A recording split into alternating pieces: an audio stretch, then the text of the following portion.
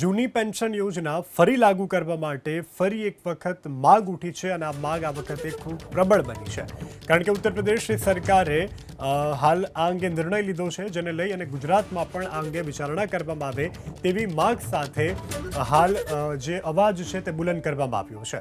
તો ગુજરાતમાં પણ ઓપીએસ લાગુ કરવામાં આવે તેવી માંગ કરવામાં આવી છે। અખિલ ભારતીય રાષ્ટ્રીય શૈક્ષિક મહાસંઘની સરકારને રજૂઆત કરવામાં આવી છે। उत्तर प्रदेश सरकारे पण 2005 पहलाना कर्मचारीओ माटे ओल्ड पेन्शन योजना अंदर समावेश करवानो ठराव पसारित कर्यो छे।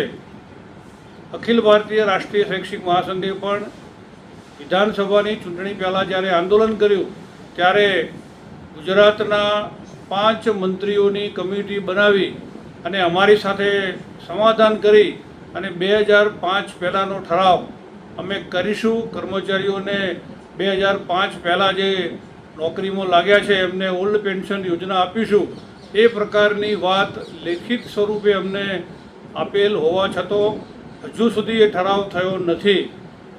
अमने विश्वास छे के उत्तर प्रदेशनी भाजपनी सरकारनी जेम गुजरातनी भाजप सरकार पण आगामी समयनी अंदर ठराव पसार करीने 2005 पहलाना कर्मचारीओने ચોક્કસ ઓલ્ડ પેન્શન યોજનાની અંદર સમાવેશ કરશે।